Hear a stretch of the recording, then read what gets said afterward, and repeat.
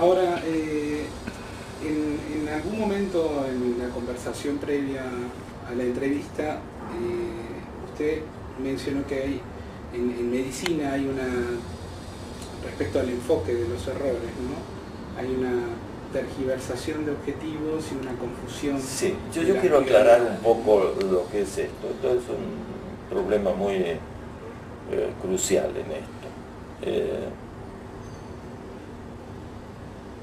Los objetivos médicos son simples de entender para todo el mundo.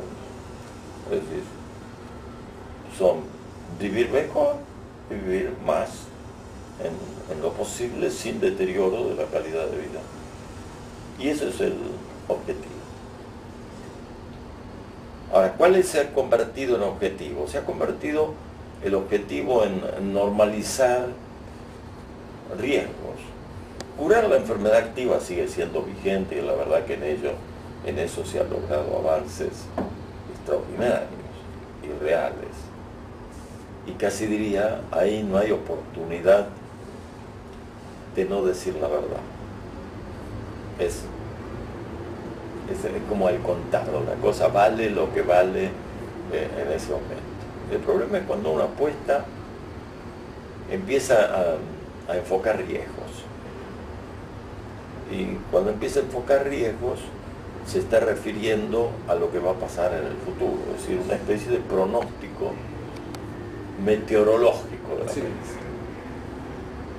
Ahora, usted sabe muy bien que el pronóstico meteorológico en realidad ni siquiera es fácil de entender lo que quiere decir. Porque un 30% de lluvia no quiere decir que usted se moje el 30%. Si llueve, se mojó todo. Si no llueve, está seco todo. Está construido sobre un sistema de modo de que probabilidad. aquí es un problema de probabilidad que nadie entiende demasiado bien. En realidad, ¿cuál sería el factor? El factor es que uno tiene de información. ¿Voy a llevar paraguas o no voy a llevar paraguas? Si hay un riesgo de lluvia que considero suficientemente alto que justifique llevar paraguas. Y entonces la cosa entra en una especie de variante en la que empieza a haber condiciones. Las condiciones son, bueno, ¿qué pierdo si llueve sin paraguas? ¿O qué dejo de perder si llevo el paraguas? ¿Y qué peso tiene el paraguas? En definitiva, como un ejemplo burdo, si el paraguas pesa 10 kilos y realmente si me mojo no pasa nada, porque lo único que tengo que ir es a casa y secarme la ropa, en realidad no vale la pena. Por supuesto, si fui a la peluquería y tengo el peinado y el traje de no sé qué y qué sé cuánto, y se va a mojar, digo, bueno, no quiero que llueva, que me moje, y llevo el paraguas. Siempre que no pese demasiado, que no tenga que caminar mucho. O sea que hay todo un fenómeno de contexto que es muy individual.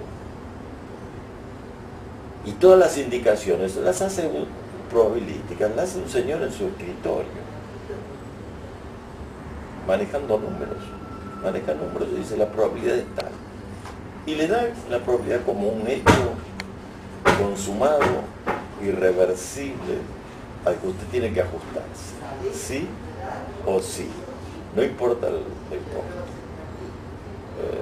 Y eso se está convirtiendo en casi el objetivo máximo en la medicina, normalizando riesgos. Entonces, yo digo, cito un cómic del New Yorker, ¿no?, en que hay un señor mirando por la ventana y dice, no sé si soy feliz o simplemente asintomático. Es decir, porque ahora ni siquiera ser asintomático es ser feliz, ¿no es cierto? Porque dicen que su colesterol es alto, que su presión es alta, que toda una serie de variantes. Y después esa cosa de confusión de que uno cree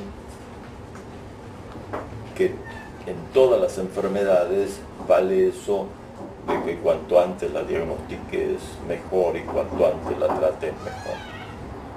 Eso es muy válido para las enfermedades infecciosas, no cabe ninguna duda. Para las enfermedades tóxico-ambientales tampoco cabe duda. No cabe duda que para las nutricionales cuanto antes usted lo arregle mejor, con algunas compensaciones de deficiencias endócrinas, eso es cierto. Pero cuando uno pasa a enfermedades degenerativas o enfermedades neoplásicas, eso ya no es tan cierto.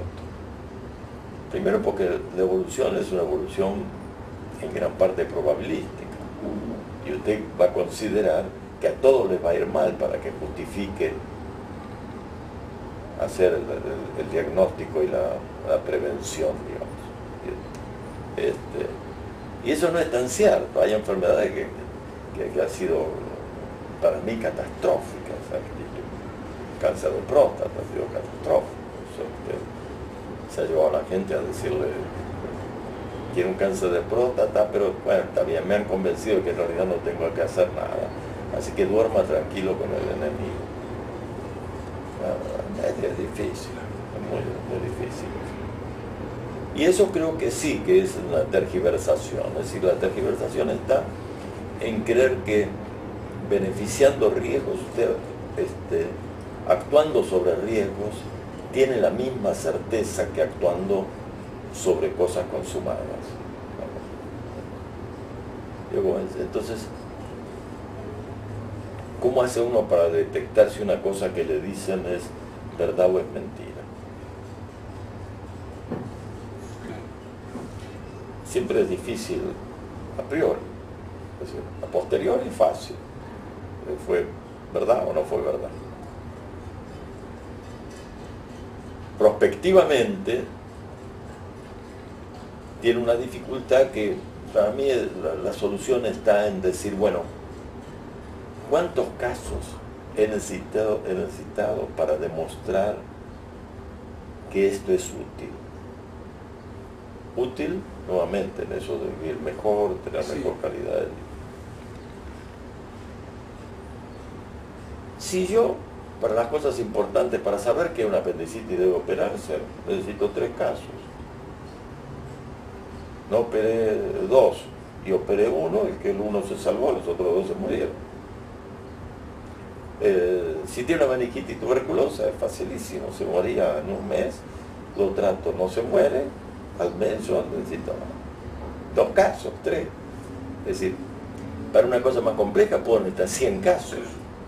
Ahora, cuando necesito 1000, 10.000, 20.000, 1.000.000, no, escuche, es como, fíjese, yo le diría lo siguiente: usted agarra un dado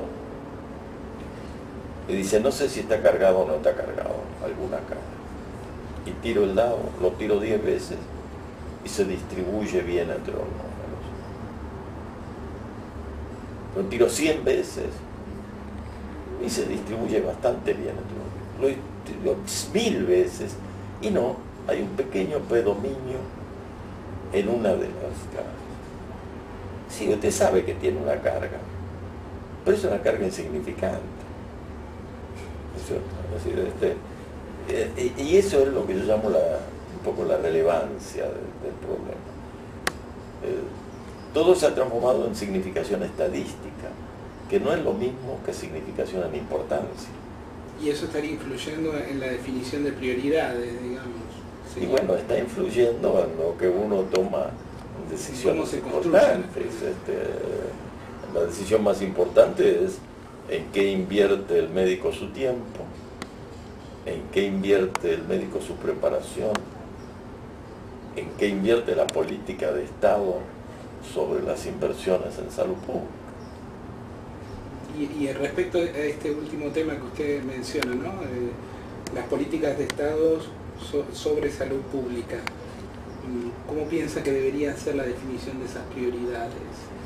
Y vos sabés, yo defino una suerte de canasta básica de salud, es decir, así como hay una canasta básica alimentaria, hay una canasta básica de salud, es decir, hay que conseguir las medidas higiénicas comunes, de no tener una contaminación ambiental, lo que se consigue con medidas higiénicas simples, como tener cloaca, como tener agua potable, como tener una cantidad de elementos sanitarios que son elementales, el tener control de la salud infantil y materna, educar a la gente, a las madres que tienen que amamantar a sus hijos, que eso les da una buena respuesta, tener acceso a una alimentación adecuada, tener acceso a centros de salud cercanos como para resolver los problemas de enfermedades y las cosas de prevención como son las vacunas, sobre todo las medidas higiénicas y nutricias, y dar toda la asesoría psicológica, digamos, que requieren muchos chicos, y hasta diría la asesoría para los deportes, que contribuyen muchísimo a la salud individual, ¿no? Y al placer.